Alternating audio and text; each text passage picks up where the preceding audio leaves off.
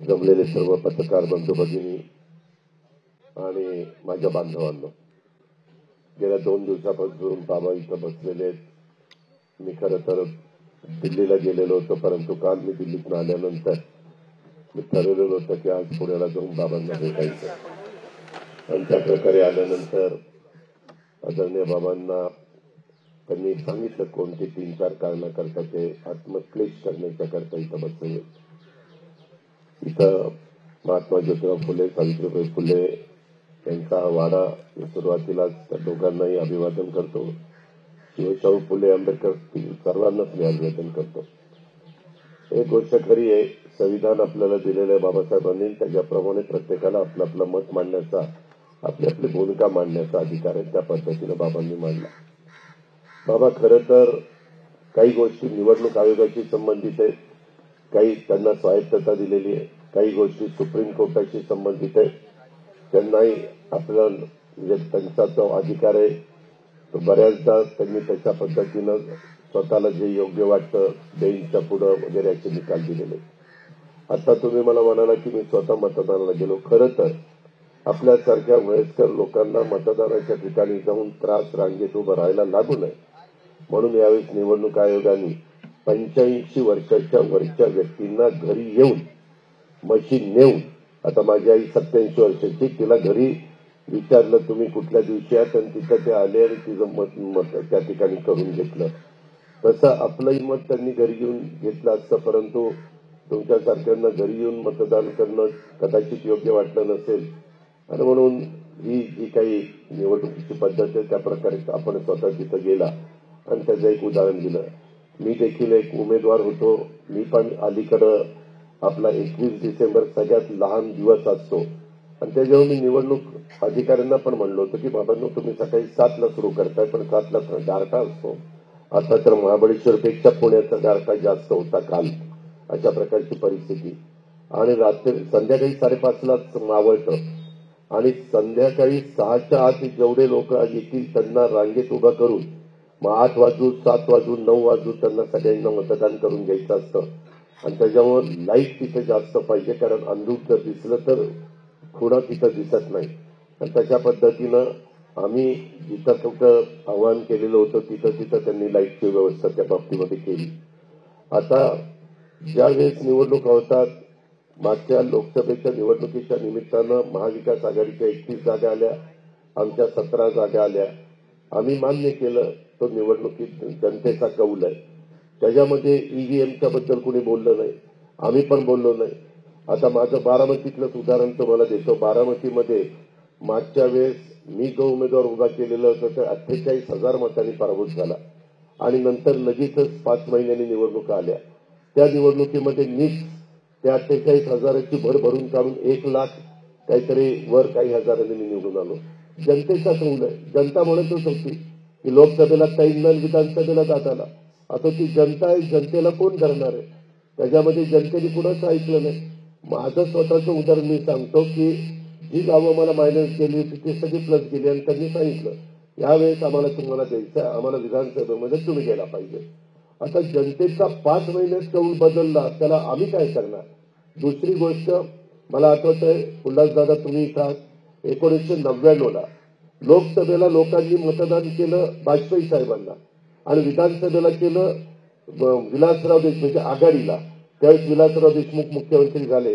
विलासरावजी काँग्रेस आणि राष्ट्रवादी एकत्र आलं आणि सरकार स्थापन केलं.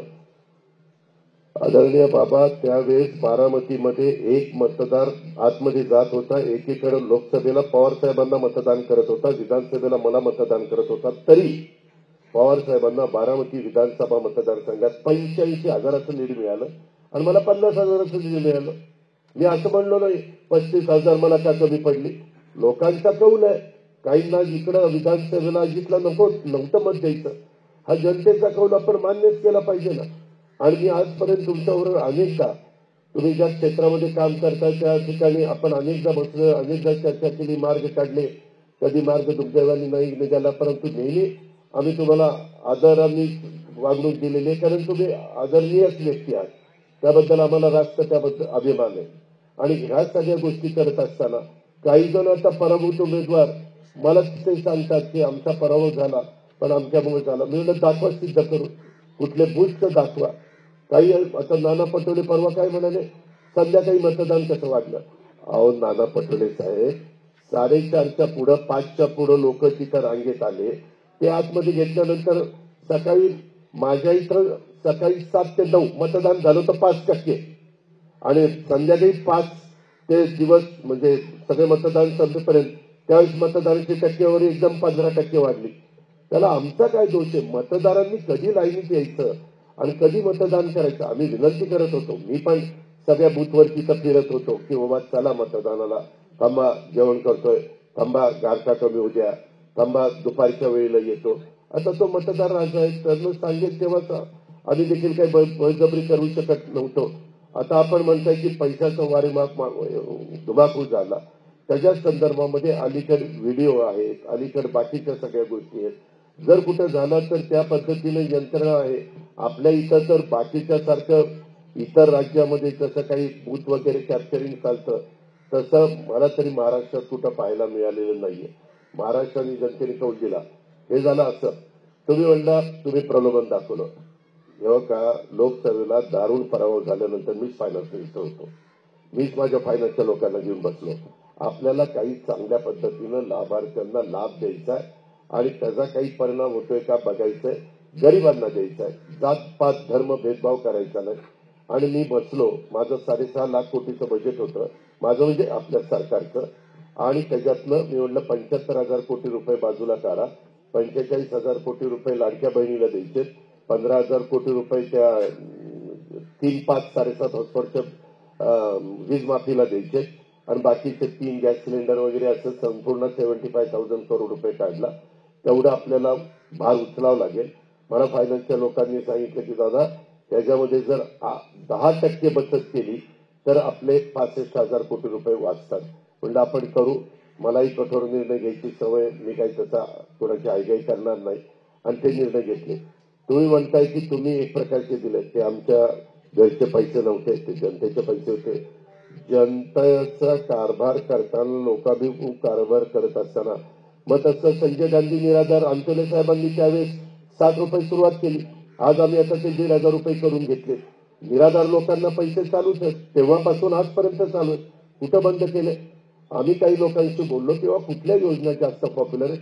आम्हाला शिवराज सिंग चौहानांनी सांगितलं की माझ्या इथं लाडली बहिणा ही योजना पॉप्युलर झाली आणि त्याच्यामध्ये ते गेले 15, 13, 17 वर्ष तिथं मुख्यमंत्री राहिलेले आहेत. आता ते कृषी मंत्री झालेले आहेत.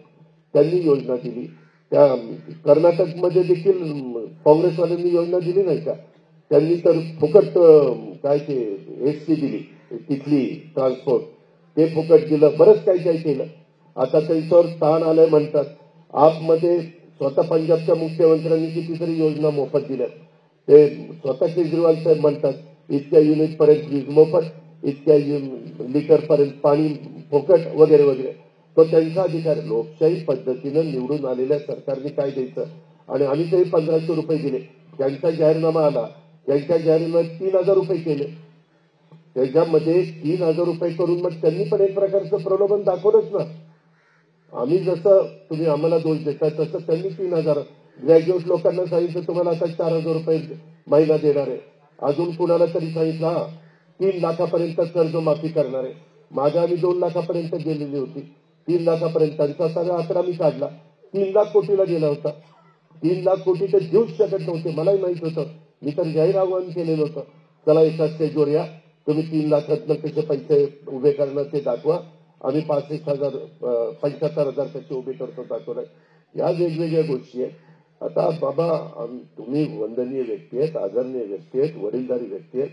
या सगळ्या गोष्टी करत असताना तुम्ही आत्मक्लेश, तुम्हाला जे वाटतं ते तुम्ही करू शकता. तो तुमचा अधिकार आहे, तो लोकशाहीने दिलेला आहे, संविधान दिलेलं आहे, घटनेने दिलेला आहे. पण या बाकीच्या ज्या काही गोष्टी आहेत, माझं पण वेळोवेळी केंद्र सरकारमध्ये आपल्या मनमोहन सिंगांचंही सरकार असताना कितीतरी दिवस लोकसभा बंद पडली.